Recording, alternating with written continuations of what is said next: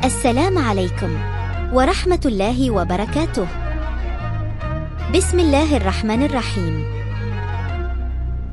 Kisah karomah seorang pemuda berkat keteguhan iman di zaman sebelum Islam. Dikisahkan oleh Sahih Ibnu Hibban 873. Al-Hasan bin Sufyan mengabarkan kepada kami, Hudbah bin Khalid menceritakan kepada kami, Hamad bin Salamah menceritakan kepada kami, Sabit mengabarkan kepada kami, dari Abdurrahman bin Abu Laili, dari Syuhaib, bahwa Rasulullah Shallallahu Alaihi Wasallam bersabda, ada seorang raja pada umat sebelum kalian yang mempunyai seorang penyihir. Tatkala sang penyihir telah lanjut usia, ia berkata kepada sang raja, sungguh saat ini aku telah lanjut usia, maka kirimlah kepadaku seorang anak laki-laki agar aku dapat ajarkan kepadanya ilmu sihir. Sang raja lalu mengirim seorang anak laki-laki kepadanya agar diajarkan ilmu sihir. Kemudian di tengah proses belajar, ketika anak laki-laki itu sedang berjalan, ia bertemu dengan seorang pendeta, lalu ia duduk di sebelahnya dan mendengarkan perkataannya. Sang anak merasa kagum dengan sang pendeta itu. Maka, mulai saat itu, apabila ia mendatangi sang penyihir untuk belajar sihir, sang penyihir selalu memukulnya, dan apabila ia kembali darinya maka ia selalu mendatangi sang pendeta dan mendengarkan perkataannya, ilmu-ilmunya. Lalu apabila sang anak mendatangi keluarganya, mereka pun memukulinya. Sang anak lalu mengadukan keadaannya itu kepada sang pendeta. Sang pendeta lalu berkata kepadanya, apabila kamu takut kepada sang penyihir, maka katakanlah kepadanya, keluargaku telah menahanku di rumah, dan apabila kamu takut kepada keluargamu, maka katakanlah kepada mereka, sang penyihir telah menahanku di tempatnya. Maka ketika ia telah melakukan nasihat sang pendeta, tiba-tiba di tengah jalan ia bertemu dengan seekor binatang yang sangat besar, yang telah menahan perjalanan orang-orang manusia. Sang anak lalu berkata, hari ini aku dapat mengetahui, apakah sang pendeta yang lebih utama ataukah sang penyihir?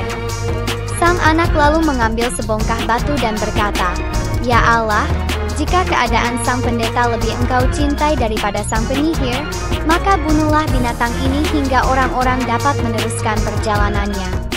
Ia lalu melemparkan batu itu kepada binatang besar tadi dan ternyata binatang tersebut mati. Orang-orang pun kemudian dapat meneruskan perjalanannya. Sang anak lalu mendatangi pendeta dan menceritakan apa yang telah terjadi.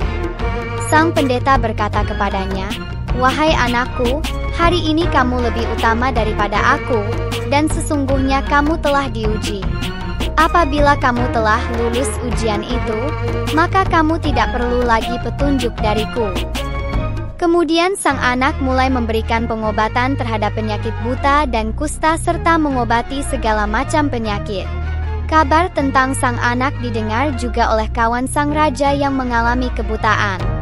Kawan sang raja lalu mendatangi sang anak dengan membawa hadiah yang sangat banyak lalu berkata, tidaklah di sini untukmu aku berkumpul, jika kamu menyembuhkan kebutaanku. Sang anak berkata, sungguh aku tidak dapat menyembuhkan seseorang, Allah lah yang memberikan kesembuhan.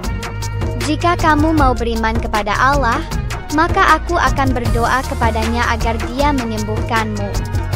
Sang kawan raja kemudian menyatakan keimanannya, lalu Allah menyembuhkannya. Kemudian sang kawan berjalan untuk mendatangi raja, lalu ia duduk di tempat yang biasanya ia duduki. Raja bertanya kepadanya, wahai Fulan, siapakah yang telah menyembuhkan matamu dan mengembalikan penglihatanmu itu? Ia menjawab, Tuhanku. Raja lalu bertanya, apakah kamu memiliki Tuhan selain aku? Ia menjawab, Tuhanku dan Tuhanmu itu satu, yakni Allah. Mendengar itu, sang raja tidak henti-henti menyiksanya hingga ia menunjuk kepada sang anak, dan sang anak lalu dihadirkan ke hadapan sang raja. Raja berkata kepadanya, wahai anakku, sungguh sihirmu telah mampu menyembuhkan penyakit buta dan kusta, dan sihirmu juga berhasil melakukan ini dan itu. Sang anak berkata, sesungguhnya aku tidak mampu menyembuhkan seseorang, Allah lah yang memberikan kesembuhan. Sang anak lalu diambil dan disiksa terus-menerus hingga ia menunjuk kepada sang pendeta, dan sang pendeta lalu dihadirkan. Dikatakan kepada sang pendeta, "Kembalilah, keluarlah dari agamamu." Sang pendeta pun enggan. Sang raja kemudian minta sebuah gergaji dan meletakkannya di kerongkongan leher sang pendeta. Lalu sang raja menggergaji lehernya hingga terpisah kepala dan badan sang pendeta. Setelah itu kawan sang raja dihadirkan dan dikatakan kepadanya, "Kembalilah, keluarlah dari agamamu." Sang kawan pun enggan. Sang raja kemudian minta sebuah gergaji dan meletakkannya di kerongkongan leher sang kawan. Lalu sang raja menggergaji lehernya hingga terpisah kepala dan badan sang kawan. Kemudian giliran sang anak dihadirkan dan dikatakan kepadanya, "Kembalilah, keluarlah dari agamamu." Sang anak pun enggan. Lalu sang raja menyerahkannya kepada sekelompok anak buahnya dan berkata, "Bawa pergilah anak ini ke gunung ini dan itu, naiklah kalian bersamanya ke atas gunung itu. Jika sudah sampai di puncak gunung, apabila ia mau kembali keluar dari agamanya, maka bawa pulang kembali dia. Namun bila tetap tidak mau, lemparkanlah dia dari puncak gunung itu." Lalu mereka pun membawanya ke gunung yang telah ditunjuk oleh sang raja tadi. Sang anak lalu berdoa, "Ya Allah, peliharalah aku dari kejahatan mereka dengan sesuatu yang Engkau kehendak." Gunung itu kemudian bergetar, dan mereka, anak buah sang raja, berjatuhan dari atasnya. Sang anak kembali berjalan mendatangi sang raja. Sang raja bertanya kepadanya, "Apa yang telah diperbuat terhadap anak buahku yang bersamamu tadi?" Ia menjawab, "Allah telah memeliharaku dari mereka." Lalu sang raja menyerahkan sang anak kepada suatu kaum dari anak buahnya yang lain, dan ia berkata, "Bawa pergilah anak ini, bawalah ia dengan menggunakan perahu, dan bila sudah berada di tengah laut, desaklah dia agar mau kembali keluar dari agamanya. Jika ia mau kembali dari agamanya, maka bawa pulang kembali ia. Namun bila tetap tidak mau, lemparkanlah ia ke laut." Lalu mereka pun membawanya menuju lautan yang ditunjuk oleh sang raja. Sang anak lalu berdoa, "Ya Allah, peliharalah aku dari kejelekan mereka dengan sesuatu yang Engkau kehendaki."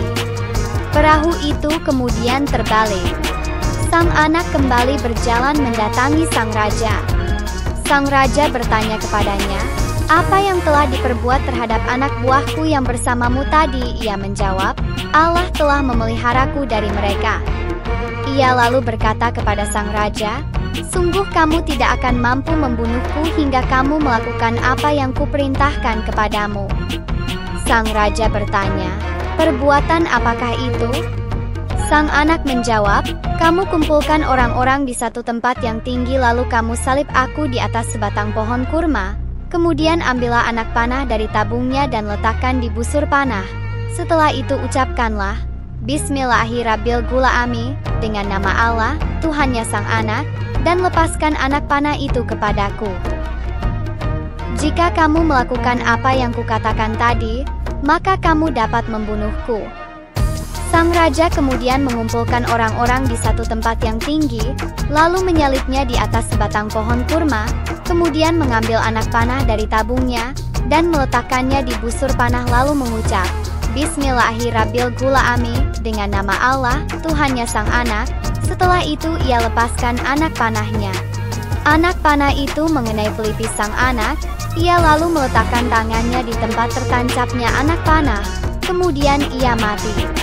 Orang-orang kemudian berkata, "Kami beriman kepada Tuhan anak ini, kami beriman kepada Tuhan anak ini." Mereka ucapkan itu 3 kali.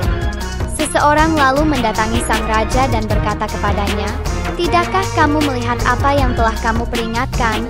Sungguh demi Allah peringatanmu itu telah terjadi denganmu. Orang-orang sungguh telah beriman."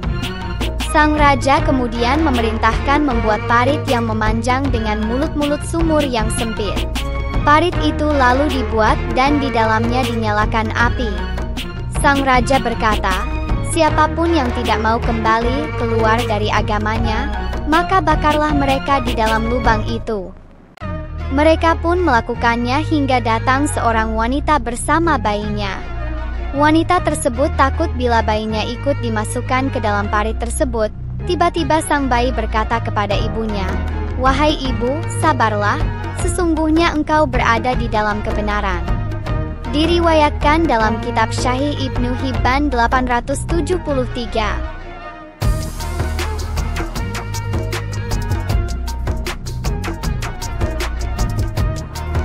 Wallahu a'lamu bis-shawab.